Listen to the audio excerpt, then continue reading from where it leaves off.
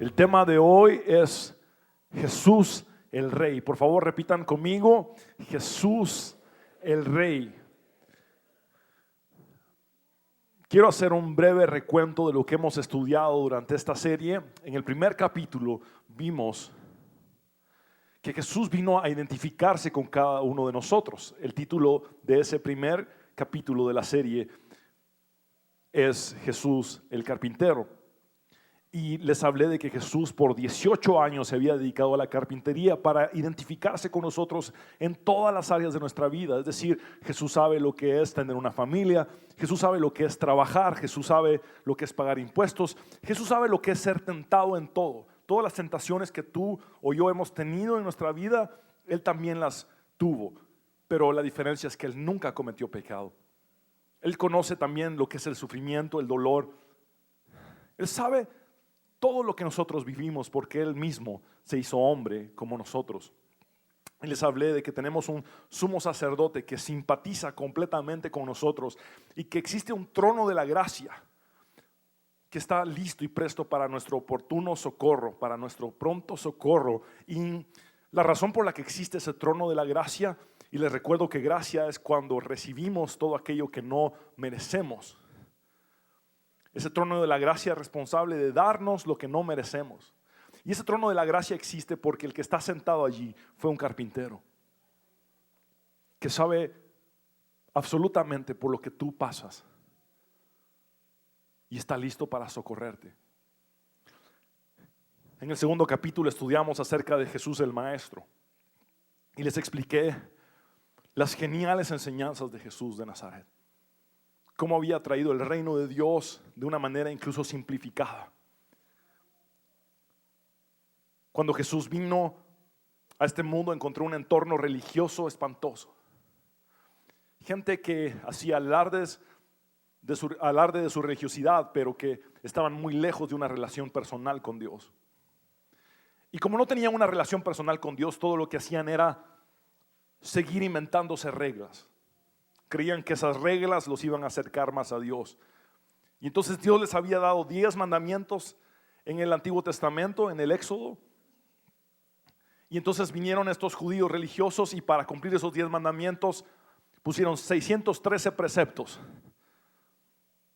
que les hicieran cumplir esos 10 mandamientos, pero después dijeron: no es suficiente con 613 preceptos, vamos a hacer más de 1500 reglas que nos ayuden a cumplir los 613 preceptos, que nos lleven a cumplir los 10 mandamientos. Y vino Jesús el Maestro y dijo: no se trata de reglas, se trata de relación con Dios. Y dijo: ¿saben qué? Yo se lo simplifico. Ellos dieron 613 cosas más para hacer, les dieron más de 1500 reglas para hacer. Déjenme decirles, ustedes cómo van a vivir en sus vidas. Solo tienen que hacer 2 cosas. Amen a Dios y amen al prójimo. Y con eso tendrán el cumplimiento de todas las exigencias de los profetas y de las escrituras. Y luego estudiamos acerca de Jesús el hacedor de milagros. Y ese domingo vimos cosas hermosas suceder. Vimos realmente casos preciosos de personas que se acercaron al frente a pedir oración. Recuerdo a personas con posesión demoníaca que fueron libres de demonios. En mi caso personal, yo fui sanado por Jesús durante ese domingo, físicamente. Solamente los pastores más cercanos a mí saben acerca de este quebranto de salud que pasé por más de 5 meses. Empecé a sufrir de un reflujo espantoso que me quemaba el estómago, se me subía al pecho, me quemaba la boca, incluso se me ampollaban por dentro los labios. Y uno de los mejores doctores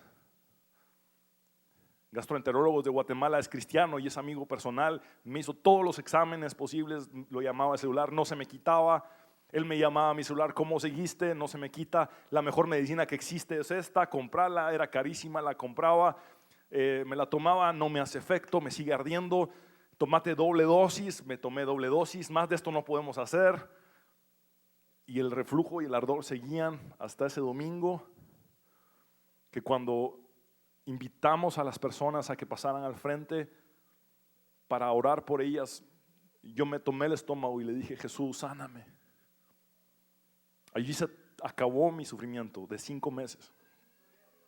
Ese mismo domingo, en la tarde, le dije a mi esposa: estoy bien. Y hasta la fecha no tengo más molestias. Él es el mismo de ayer, hoy y por los siglos. Y el tema de hoy es Jesús el Rey. Y es en aquel domingo de Ramos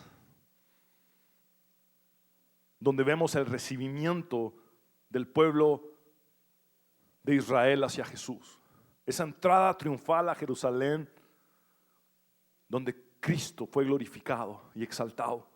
En Mateo 21, 7 al 11, vamos a leer el texto sagrado. Está en sus bifoliares o en pantallas. Mateo 21, 7 al 11. Y trajeron el asna y el pollino y pusieron sobre ellos sus mantos, y él se sentó encima. Y la multitud, que era muy numerosa, tendía sus mantos en el camino, y otros cortaban ramas de los árboles y las tendían en el camino.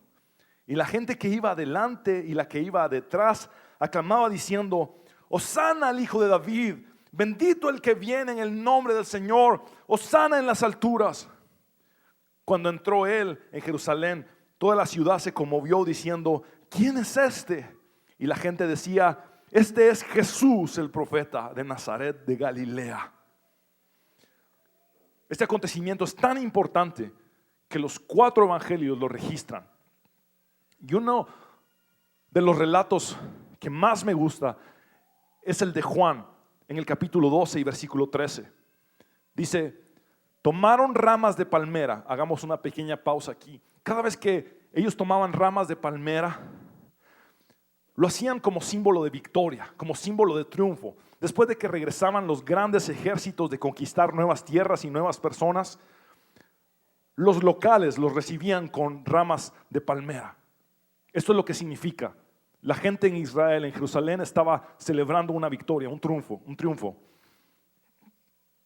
Y salieron a recibirle y clamaban: Hosana, repitan conmigo, Hosana. Y Hosana significa salva ahora, salva ahora. Eso es lo que están diciendo, salva ahora. Pero mi frase favorita es la que viene, dice: bendito el que viene en el nombre del Señor, el Rey de Israel.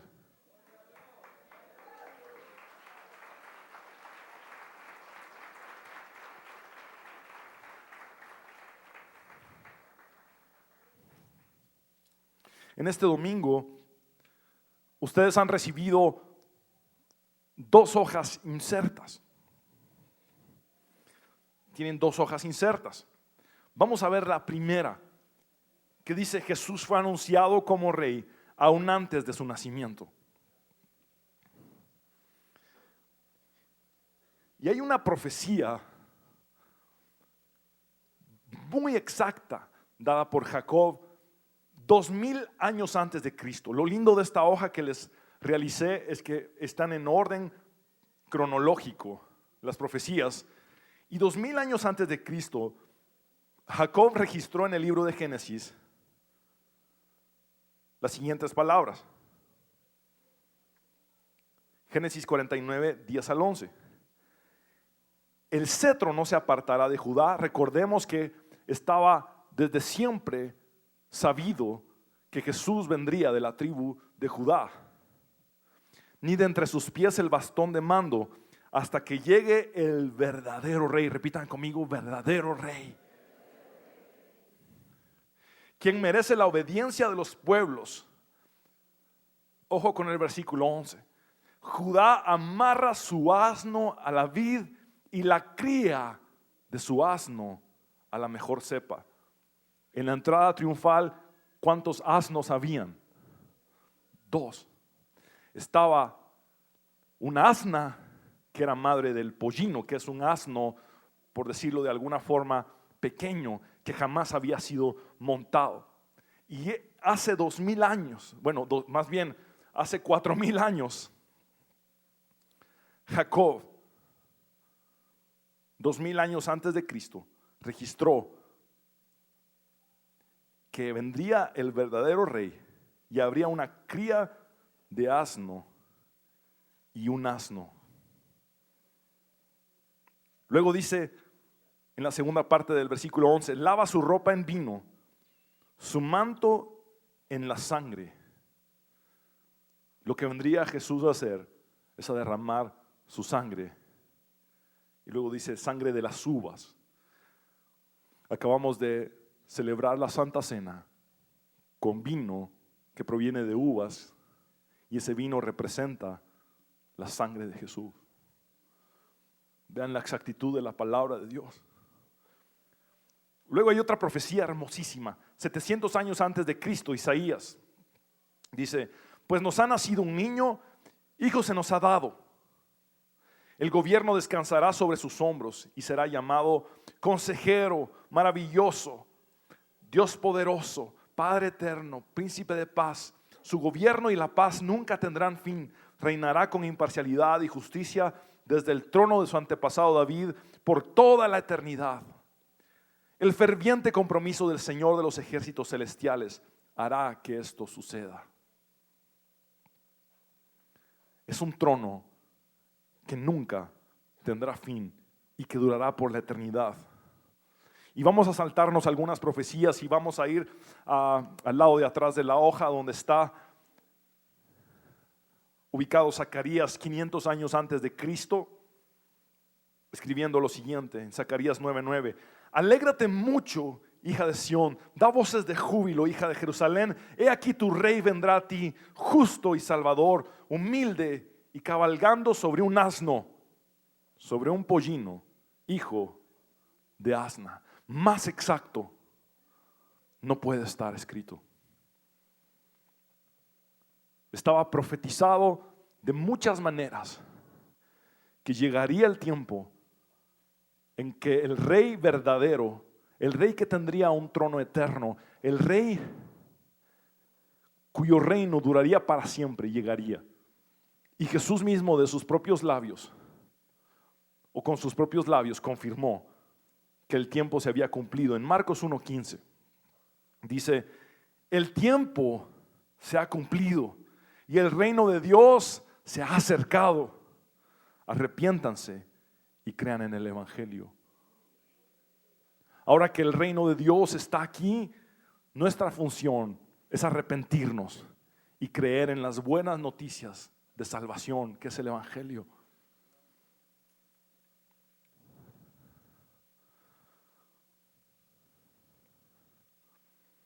El punto número 1 es que Jesús nació siendo rey. Jesús nació siendo rey. Por favor, anoten la palabra nació en su línea en blanco. Cada vez que miren en pantalla una palabra subrayada, esa es la palabra que deben de llenar en el espacio en blanco. Jesús nació siendo rey. Mateo 2:1-3. Cuando Jesús nació en Belén de Judea en días del rey Herodes, vinieron del oriente a Jerusalén unos magos, otras versiones dicen unos sabios, diciendo, ¿dónde está el rey de los judíos que ha nacido? Porque su estrella hemos visto en el oriente y venimos a adorarle. ¿Saben ustedes? Estos sabios, conocedores de la astronomía, pudieron ver que el cielo mismo estaba anunciando por medio de sus estrellas el nacimiento del rey de los judíos. Pero me llama mucho la atención de que estos sabios pudieron saber la ubicación de la ciudad o del lugar donde Jesús habría de nacer y se acercaron no al establo primeramente, porque eso fue cuando siguieron su búsqueda. Se acercaron primeramente ¿a dónde? Al palacio del rey Herodes. Creyeron que un rey anunciado en el cielo iba a aparecer en un palacio con una cuna de oro, con sirvientes a sus pies Pero Jesús no decidió venir así a este mundo. Jesús escogió un lugar donde la gente tuviera acceso. Escogió un establo, como todos sabemos, y un pesebre. De allí es donde Él decidió nacer. Entonces estos magos o sabios llegan donde el rey Herodes y le dicen, sabemos que hoy ha nacido el rey de los judíos y venimos a visitarle. Y él dice, ¿cuál rey de los judíos? Y se desconcerta e incluso manda a matar a los niños pequeños como para deshacerse de ese rey profetizado. Ahora, siendo el rey, decide ser un rey accesible. Eso es de suma trascendencia e importancia. Te aseguro que si quieres hablar con las autoridades de cualquier país, muy probablemente si llegas a la casa presidencial y dices, aquí vengo, quiero hablar con el presidente, cualquiera que sea el que esté en turno, difícilmente te atenderían. Pero si llegas a un establo en el campo e ingresas a ese establo y en el pesebre está un bebé, no tienes ningún tipo de resistencia en que ingreses o acceses. Ese es nuestro rey, accesible para nosotros. Déjenme contarles una obra de la literatura danesa. A mí me gusta la literatura y en Europa hay obras muy lindas de literatura. Y hay una escrita en Dinamarca que habla de este rey que tenía un poder inmenso. Este rey tenía muchísimas tierras conquistadas, muchísima riqueza, mucha gente bajo su poder, muchos súbditos. Tenía un reinado inmensamente grande. Y habían tierras de su reinado que él aún no conocía. Las tierras más lejanas y más pobres del reinado o del reino no las conocía aún. Entonces preparó a toda su guardia real y sus mejores caballos y se dirigió su rumbo a esas tierras lejanas. Al llegar a esas tierras lejanas, este rey vio la pobreza que existía en esa tierra, se dio cuenta de la escasez que pasaban algunos campesinos, pero sus ojos se cruzaron con una campesina muy hermosa. Esta campesina hermosa, al cruzar su mirada con el rey, fijó sus ojos por unos instantes con los del rey, aunque después la campesina no se sintió digna de ver a los ojos al rey y bajó su rostro y siguió trabajando en la tierra. El rey terminó de reconocer esas tierras y volvió a su palacio y pasaron los días y pasaron los meses. Y el rey no podía sacar de su corazón a aquella campesina, no podía olvidar a aquella campesina, no podía olvidar sus ojos, su rostro.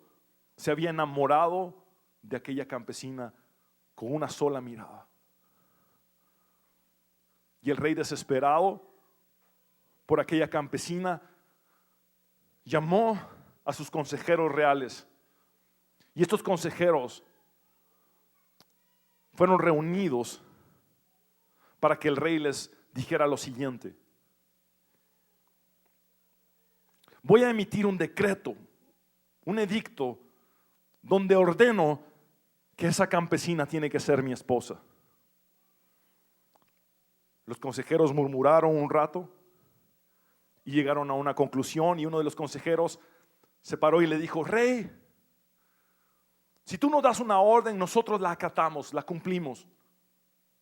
Pero déjame decirte, oh rey, que si tú haces ese decreto, si tú haces ese edicto, la campesina se va a tener que casar contigo porque no va a tener otra opción, porque tú mandas.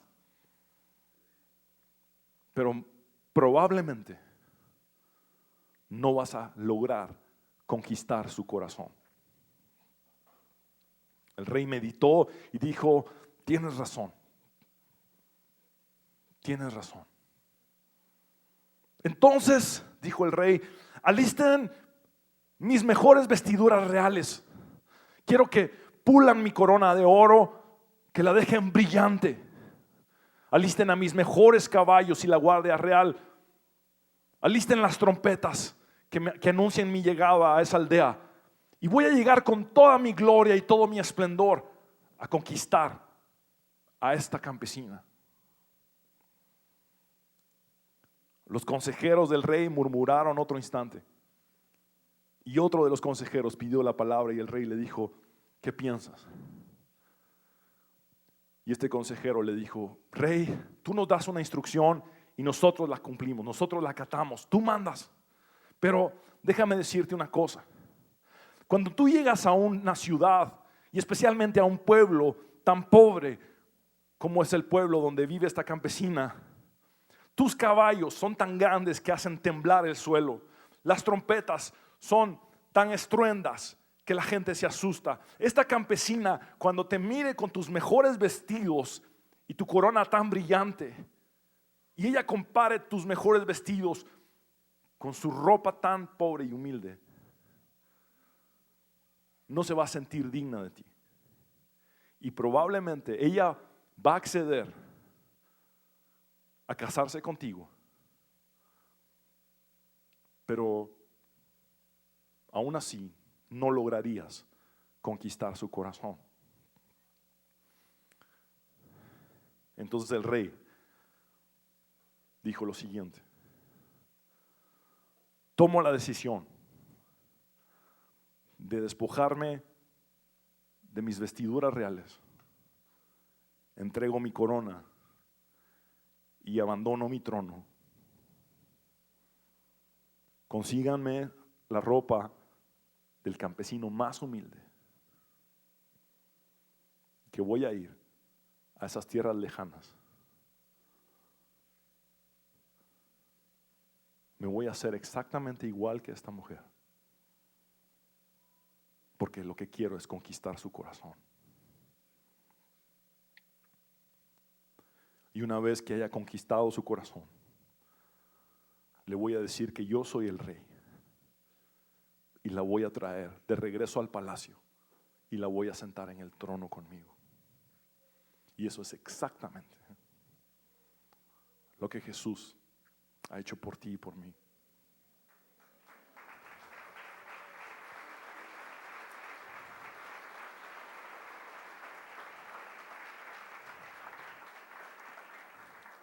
Le recuerdo Filipenses capítulo 2 que dice: haya pues en vosotros este sentir que hubo también en Cristo Jesús, el cual siendo en forma de Dios, no estimó el ser igual a Dios como cosa a que aferrarse, sino que se despojó de sí mismo, tomando forma de siervo, hecho semejante a los hombres, y estando en condición de hombre, se humilló a sí mismo, haciéndose obediente hasta la muerte y muerte de cruz. Jesús nació en un pesebre, porque a lo que Él vino a este mundo es a conquistar tu corazón.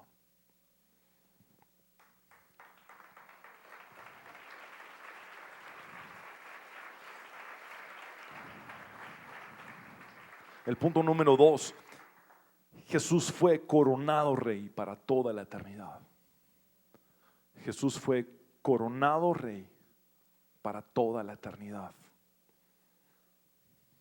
Y en este punto quisiera toda su atención, es de suma trascendencia que puedan comprenderme lo que estoy a punto de decirles. El día en que Jesús resucitó, al amanecer se encontró primeramente con una mujer llamada María Magdalena. Muy bien, ese fue el primer encuentro de Jesús con alguien resucitado. ¿Qué fue lo que Jesús le dijo a María Magdalena en ese momento? No me toques, porque aún no he subido a mi Padre. Ahora, síganme acá. 12 horas más tarde, porque este encuentro con María Magdalena fue al amanecer, 12 horas más tarde, Jesús se aparece a sus discípulos y les dice: acérquense, tóquenme, estas son mis heridas, toquen mi costado. ¿Qué pasó en esas 12 horas en que Jesús subió a su Padre? ¿Qué pasó de decir no me toquen a decir tóquenme? ¿Les gustaría que eso estuviera en la palabra de Dios? El relato de esas 12 horas, ese reencuentro del Hijo con el Padre. Por supuesto que está en la palabra de Dios. Déjenme recordarles que Daniel y Apocalipsis son libros muy cercanos entre sí. Ambos tienen lenguaje apocalíptico y son estudiados de manera escatológica. Quiere decir que hablan de visiones celestiales. Ahora, vamos a ver lo que pasó en esas 12 horas entre el amanecer y el atardecer. Ese reencuentro de Jesús con su Padre. Daniel 7, 13, 14. Miraba yo en la visión de la noche, y he aquí con las nubes del cielo venía uno como un hijo de hombre. Hagamos una pausa. Cada vez que la Biblia se refiere al Hijo del Hombre, ¿de quién está hablando? De Jesús. Muy bien. Que vino hasta el anciano de días. Cuando la Biblia dice anciano de días, ¿a quién se refiere? Al Padre. Muy bien. Estamos en la misma página. Y le hicieron acercarse delante de él. Es decir, era la llegada del Hijo del Hombre para encontrarse con el anciano de días. Y le hicieron acercarse al anciano de días. Es decir, el reencuentro entre Jesús y su Padre. Y vean lo que el Padre hizo en ese momento en que se reencuentran. Y le fue dado dominio, gloria y reino para que todos los pueblos, naciones y lenguas le sirvieran. Su dominio es dominio eterno que nunca pasará, y su reino uno que no será destruido. Eso es lo que el Padre hizo con su Hijo cuando se reencontraron en esas 12 horas.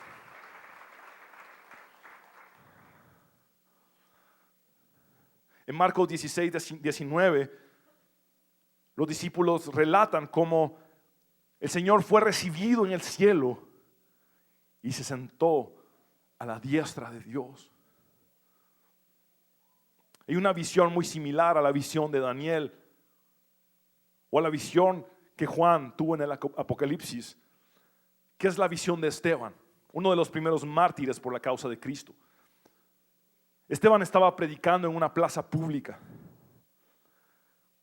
y los judíos estaban en contra de que él estuviera predicando, y la palabra de Dios relata que los judíos le mostraban los puños de esta forma como para decirle cállate ya, y como Esteban no se cayó,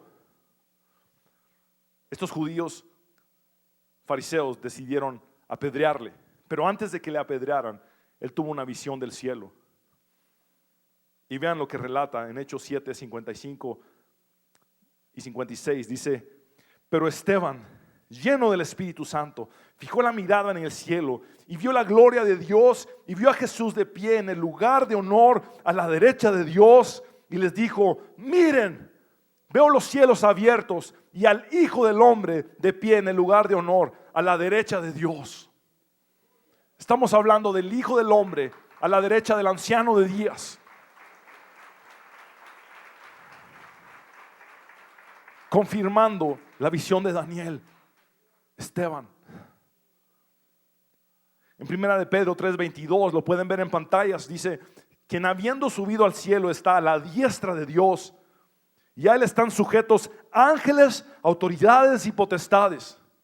Efesios 1:22 dice: Dios ha puesto todo bajo la autoridad de Cristo, a quien hizo cabeza de todas las cosas para beneficio de la iglesia. Hermano mío, que Cristo tenga la autoridad y el dominio, que sea el Rey soberano, es para nuestro beneficio como iglesia. El punto número 3 es: Jesús es Rey sobre todos los reyes. Jesús es Rey sobre todos los reyes.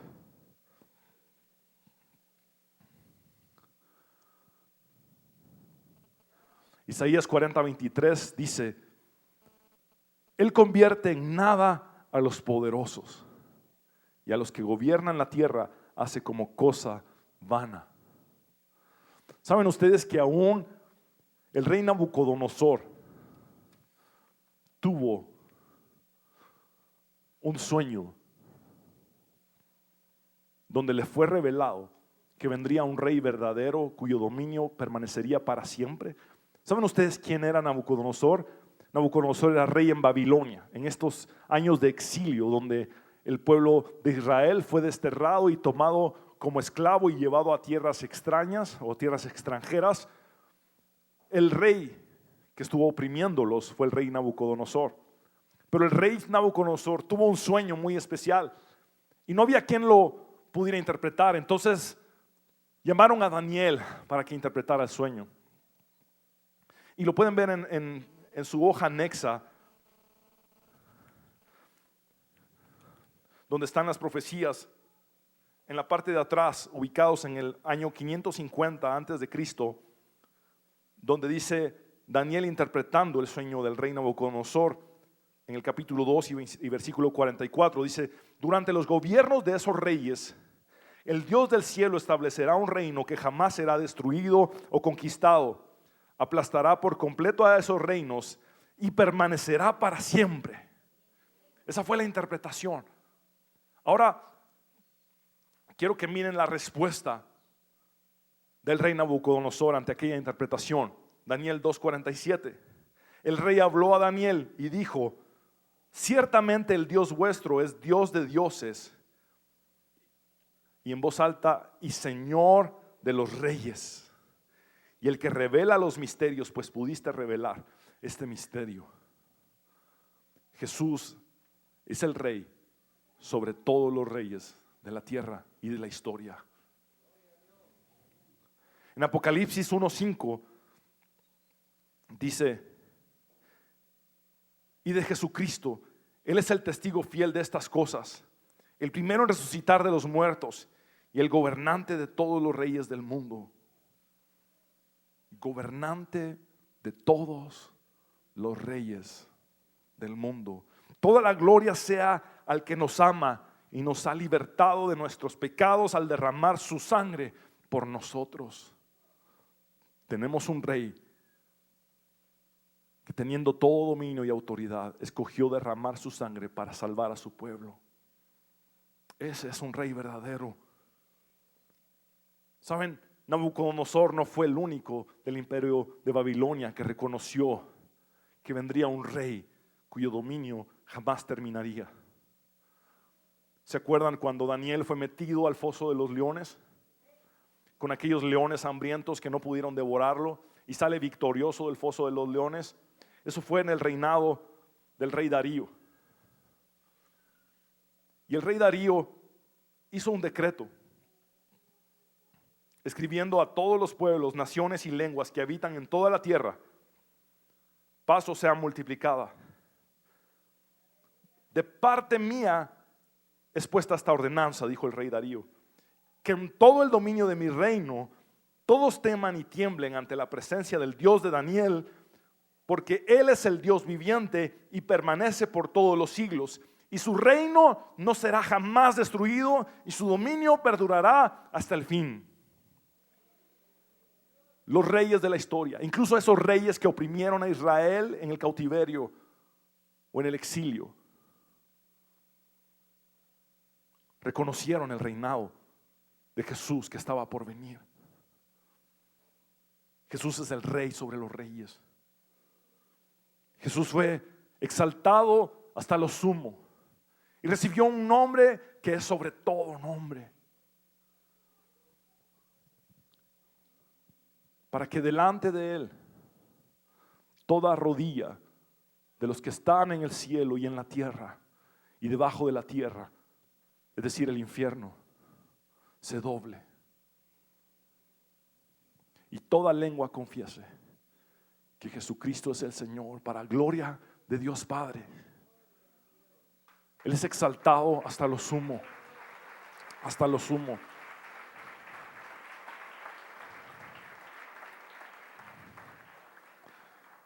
El punto número 4 es: Jesús es el Rey de Reyes que volverá. Jesús es el Rey de Reyes que volverá. Apocalipsis 1:7 dice: miren, ya vienen las nubes y todos lo verán, aun los que lo traspasaron, y todas las naciones de la tierra harán lamentación por él. Sí, amén. Hermano, llegará el día en que la trompeta suene anunciando la llegada del Rey de Reyes y el Señor de Señores.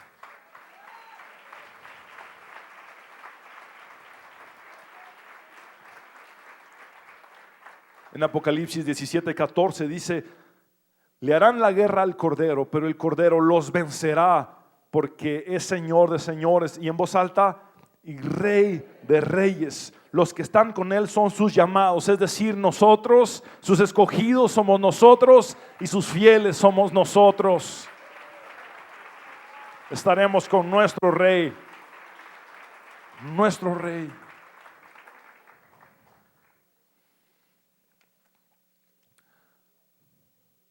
Juan relató en el libro de Apocalipsis esa victoria inmensa que Jesucristo tendrá en su segunda venida. Apocalipsis 19, 11, 16. Entonces vi que el cielo se había abierto y que allí aparecía un caballo blanco. Hago una pausa aquí. ¿Se acuerdan que la entrada triunfal de Jesús a Jerusalén fue encima de un asno? El asno es símbolo de paz, mientras que el caballo es símbolo de guerra. Vendrá Jesús, el poderoso gigante y guerrero, sobre el caballo blanco. Dice: el nombre del que lo montaba es fiel y verdadero, el que juzga y pelea con justicia. Sus ojos parecían dos llamas de fuego, y en su cabeza había muchas diademas, y tenía inscrito un nombre que solo él conocía. La ropa que vestía estaba teñida de sangre. Esa sangre que derramó en la cruz aún está en su ropa. Y su nombre es el Verbo de Dios. En Juan capítulo 1 se nos relata que en el principio era el Verbo, y el Verbo era Dios, y todo cuanto ha sido creado por el Verbo de Dios, y que este Verbo de Dios se encarnó. Y vimos dos cosas, dijo Juan: gracia y verdad. Ese Verbo de Dios va a volver. Versículo 14: iba seguido de los ejércitos celestiales, quiere decir, Gabriel, Miguel venían con él. Los ángeles guerreros de Dios, que montaban caballos blancos y vestían lino finísimo, blanco y limpio. De su boca salía una espada afilada, que es su palabra, para herir con ella a las naciones. Él las gobernará con cetro de hierro, es decir, las reinará firmemente, y pisará el lagar del ardiente vino de la ira de Dios Todopoderoso. En su manto y en su muslo lleva inscrito este nombre en voz alta: Rey de reyes y Señor de señores.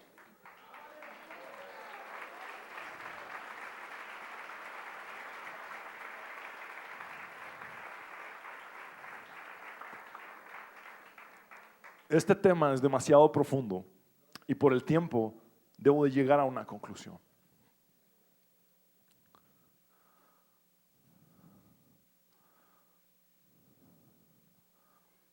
La primera conclusión es que pertenezcas a su reino.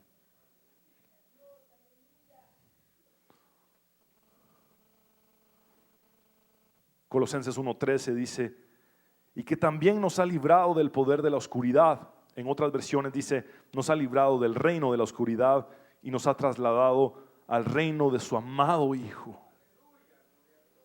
Fue Dios mismo quien te sacó de las tinieblas y te llevó a su luz, al reino de su luz. Pertenece a su reino. Primera de Pedro 2:9 dice, pero ustedes son linaje escogido. Y hago una pausa aquí. Jesucristo dijo, no me escogisteis vosotros a mí, sino que yo os escogí a vosotros. Y te digo una cosa, como el que te escogió es el Rey de Reyes, en ese momento eres linaje.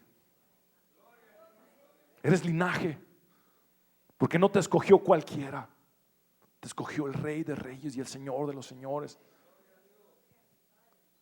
Somos real sacerdocio, nación santa, nosotros somos el Israel espiritual, pueblo adquirido por Dios. La Biblia nos relata que Él nos compró con precio de sangre, fuimos adquiridos por el Rey para que anunciemos los hechos maravillosos de aquel que nos llamó nuevamente de las tinieblas a su luz admirable.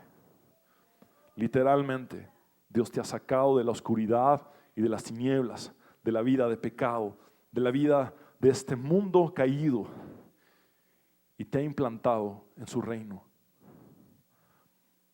¿Estás viviendo como alguien que pertenece a su reino? La siguiente conclusión es: ora para que su reino sea establecido por completo en la tierra. Jesús, cuando nos enseñó a orar, dijo: Padre nuestro que estás en el cielo, o que estás en los cielos, santificado sea tu nombre, venga tu reino. Yo hice una exégesis de esta porción de las Sagradas Escrituras, especialmente la de Mateo 6. Y cuando dice venga tu reino, en el griego original está diciendo que empiece a establecerse tu reino en esta tierra. Ora para que el reino de Dios sea establecido en esta tierra. ¿Y cómo se establece el reino de Dios en esta tierra? A través de un alma más ganada para Cristo. El reino de Dios solamente se traduce en almas alcanzadas, gente salvada, transformada para Cristo. Cada vez que tú ganas un alma para Cristo, el reino de Dios crece. Ganas otra alma para Cristo y el reino de Dios sigue creciendo, se sigue extendiendo, se sigue estableciendo. Dios te eligió a ti para que lleves a cabo esa comisión. ¿Y saben qué? No solamente es orar para que muchos se conviertan, también es actuar para que ellos se conviertan. No podemos ser una iglesia dormida, una iglesia inactiva, una iglesia que esté en un letargo de comodidad, viniendo cada domingo y recibiendo palabras que nos llenan y que nos gustan, y recibiendo material bonito y compartiendo y cantando. Eso no es todo. Aquí solo empieza. Lo que cuenta para establecer el reino de Dios es lo que pasa afuera de estas paredes. Tenemos que despertar. Dios nos ha hablado de que es el tiempo de expansión como congregación. Ensanchemos su reino. Ensanchemos el territorio conquistado por Dios a través de almas. La siguiente conclusión es: vive en la autoridad que el Rey te ha dado. Mateo 16:19. Lo vamos a leer en un momento, pero antes quiero recordarles que cuando una persona distinguida llega a una ciudad, por lo general el alcalde le da las llaves de la ciudad. ¿Han visto eso en las noticias alguna vez? A mi padre en una ocasión se lo hicieron en una ciudad de aquí de Guatemala. El alcalde de la ciudad decidió darle las llaves de la ciudad. Pero ¿sabes qué? Hay alguien no solamente superior a un alcalde, superior a todos los presidentes de la tierra y superior a todos los reyes de la tierra, que tiene listas las llaves de su reino para ti. Y es cierto que estas palabras Jesús se las dio a Pedro, pero en la actualidad estas palabras son dedicadas a ti. En Mateo 16, 19, hoy te dice Jesús a ti: a ti te daré las llaves del reino de los cielos. Todo lo que ates en la tierra será atado en los cielos, y todo lo que desates en la tierra será desatado en los cielos.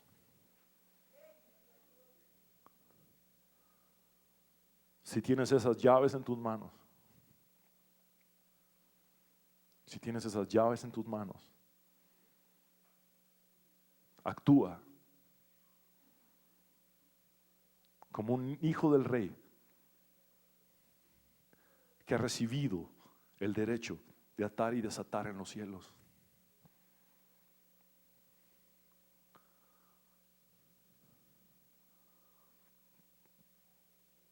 Y esto nos lleva a la siguiente conclusión: vive en la victoria que tu rey te ha dado. Y quiero decirles que esta victoria no se limita para nada a lo espiritual. También abarca lo natural. Y se los voy a demostrar bíblicamente. La victoria de Jesús funciona en los cielos y en la tierra. Por ende, tienes victoria sobre lo espiritual y sobre lo natural. Mira Lucas 10, 19. Dice: he aquí os doy potestad de hollar serpientes y escorpiones y sobre toda fuerza del enemigo, y nada os dañará. ¿Saben que aquí está haciendo alusión de una manera figurada a las serpientes y las escorpiones? ¿Quién era la serpiente en el Génesis? Satanás. Dios te ha dado autoridad sobre Satanás y sus demonios, serpientes y escorpiones, y sobre toda fuerza del enemigo. Tú tienes las llaves del reino y tienes autoridad en el mundo espiritual. Aunque vives en un mundo natural, tienes autoridad en un mundo espiritual.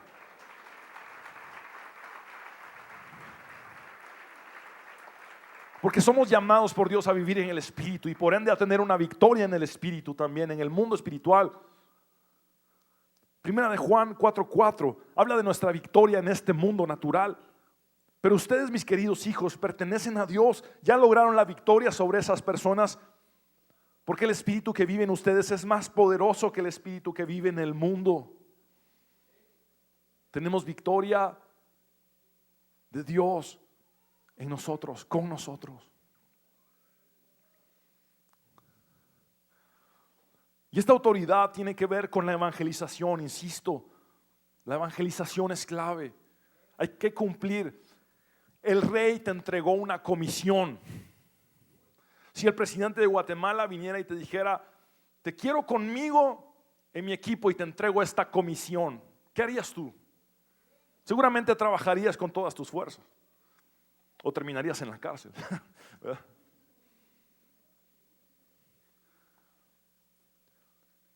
El Rey de Reyes y el Señor de los Señores te llamó y te escogió para darte una comisión, para darte algo que tienes que hacer.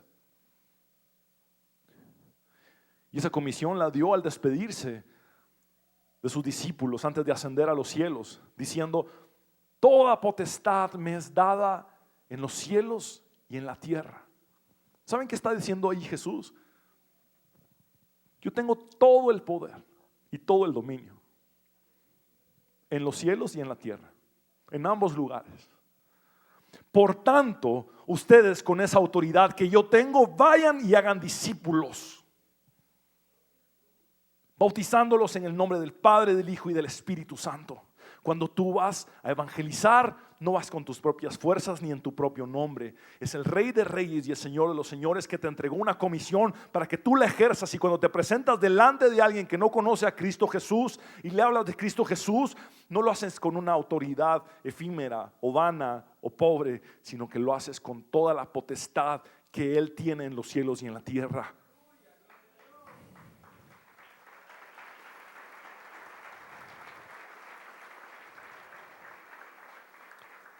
Y por último, cierro con esto.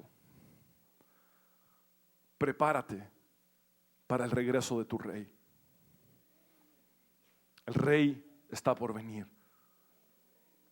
Cada día se acerca más su venida.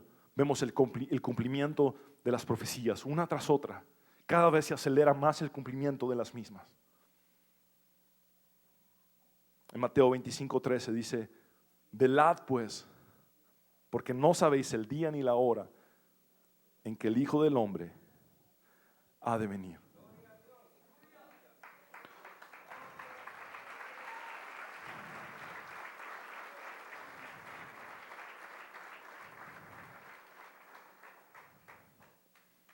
Tú perteneces a su reino. Eres parte de su plan para establecer su reino. Tienes las llaves de su reino en tus manos. Tienes la autoridad del rey en tu haber para que ejerzas esa comisión que Él te ha entregado. Y tienes la promesa de tu rey que ha de volver por ti.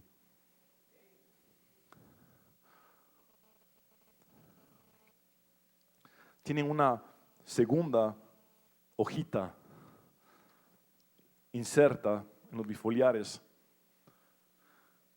que tiene como título: ese es mi rey. Y quiero explicarles de qué se trata esta hoja. Esta hoja es el extracto de una predicación dada por el doctor Lockridge en Detroit. Él la predicó en inglés en el año de 1976, es decir, hace 34 años. Pero ¿saben qué? Este pastor saltó a ser conocido por una predicación. Han pasado 34 años y esa predicación sigue disponible. Y yo simplemente saqué un extracto de una parte de esta predicación del doctor Lockridge, que murió en el año 2000, y la traduje al español para que la podamos leer en esta mañana. Dice así: ese es mi rey. La Biblia dice que mi rey es el rey de los judíos, el rey de Israel, el rey de justicia, el rey de los siglos, el rey del cielo, el rey de gloria, el rey de reyes, el Señor de los señores. Ese es mi rey. Yo me pregunto si tú lo conoces.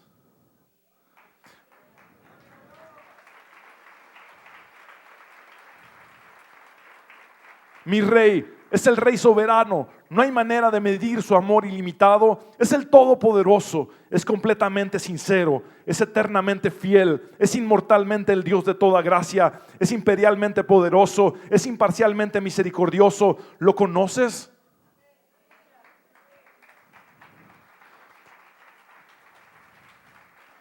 Es el fenómeno más grande que haya pisado este mundo. Es el Hijo de Dios, el Salvador de los pecadores, el centro de la civilización. Él no tiene paralelo, Él no tiene precedente. Es la idea más elevada de la literatura. Es la personalidad más alta de la filosofía. Es la doctrina fundamental de la verdadera teología. Es el único calificado para ser un Salvador todo suficiente. Me pregunto si tú realmente lo conoces. Él da fuerza a los débiles. Él está disponible para el tentado y el que está luchando. Él comprende y salva. Él fortalece y sostiene. Él guarda y guía. Él sana a los enfermos. Él limpió a los leprosos. Él perdona a los pecadores. Él cancela la deuda a los deudores. Él libera al cautivo. Él defiende al débil. Él bendice al joven. Él sirve al desafortunado. Él honra al anciano. Él recompensa al diligente. Él embellece al manso y al humilde. Me pregunto si lo conoces.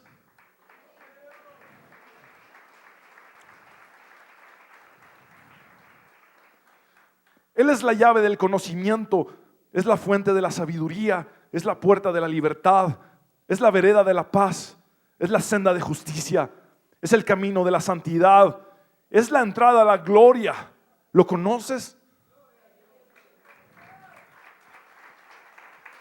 Su vida es incomparable, su bondad no tiene límites, su misericordia es para siempre, su amor nunca cambia, su palabra es suficiente, su gracia basta, su reinado es justo, su yugo es fácil, su carga es ligera.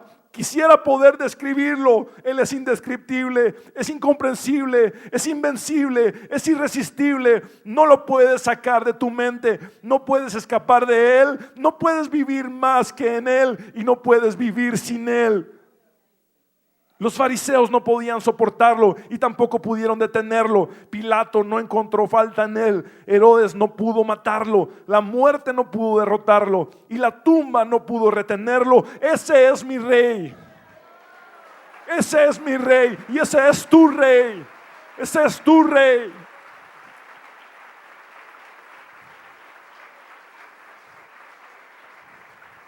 Vive como el linaje que eres. Vive como el linaje que eres. El linaje escogido por el Rey de Reyes.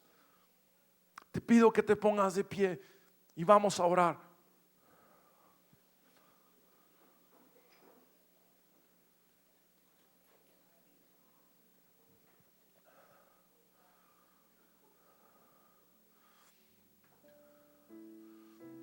No puedes vivir más en derrota teniendo al Rey de Reyes en tu vida. No puedes vivir más en la mediocridad o en el letargo espiritual o en la comodidad de simplemente asistir a una congregación cada domingo. Eres parte de un reino que se está estableciendo. Eres parte de un reino que se está estableciendo. El Rey te ha comisionado a ti. Tú tienes sus llaves. Tú tienes sus llaves. Tú tienes la autoridad delegada por el Rey para hacer lo que tienes que hacer. Y la Biblia dice que el reino de Dios es de los valientes que lo arrebatan.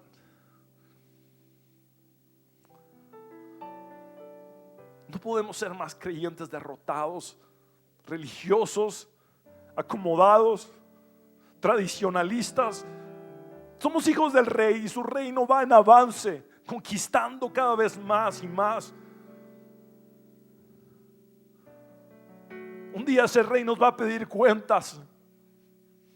Y dijo que iba a separar a las cabras de las ovejas. Y que iba a condenar a aquellos que fueron falsos, pero que iba a salvar a aquellos que fueron sinceros delante de Él. Ese Rey es tu Rey y es mi Rey. Y es real. La imagen de Cristo sobre el madero solamente sirve para que tus pecados y mis pecados sean perdonados. Pero la imagen del Cristo que yo anhelo que tú tengas es el Cristo que está sentado en el trono a la diestra de Dios Padre. Ese Cristo victorioso. Es el Cristo en el que tú tienes que creer y pensar todo el tiempo. Es el Cristo que tiene manchada su ropa con sangre, sí. Tiene cicatrices en sus manos, sí. Que murió en la cruz del Calvario para salvarnos, sí. Pero que ha vencido y venció todo hasta la propia muerte, con tal de darnos un reino que no tenga fin. Y decidió hacernos reinar juntamente con Él. Esa es la verdadera vida del cristiano. Una vida victoriosa en Cristo. Es una vida victoriosa en Cristo. Oh Señor, gracias te damos. Porque no somos derrotados, sino victoriosos. Somos cabeza y no cola, como dice tu palabra. Tu dominio es eterno. Tu poder permanecerá para siempre. Tu reino nunca será conquistado. Tu reino nunca será destruido. Tu reino permanecerá eternamente. Y nosotros pertenecemos a tu reino. Gracias, Jesús. Gracias, Jesús, por hablarnos en esta mañana. Por mostrarnos lo que significa pertenecer al Rey de Reyes y al Señor de Señores. Mientras estamos aún en una actitud de adoración al Señor, quiero invitarte a ti, hombre y mujer, que has venido sin Cristo a la iglesia, a que hoy te entregues a Él, a que rindas tu corazón a Jesús. Si quieres pertenecer a su reino, si quieres salir del reino de las tinieblas e ingresar al reino de la luz admirable, haz esta oración conmigo. Dile con todo tu corazón, como un clamor a Jesucristo, las siguientes palabras. Repite conmigo esta oración. Señor Jesús, te necesito. Hoy sé que tú eres el Rey de Reyes y el Señor de los Señores, que toda mi esperanza está únicamente en ti. Hoy te entrego mi vida. Reconozco que soy pecador, pero también sé que moriste en la cruz del Calvario para perdonar mis pecados, y que con tu sangre vertida en la cruz has lavado toda mi maldad. También sé, Señor, que resucitaste al tercer día para darme la victoria y la vida eterna junto a ti para siempre. Hoy recibo la salvación de mi alma en el nombre de Jesús. Amén.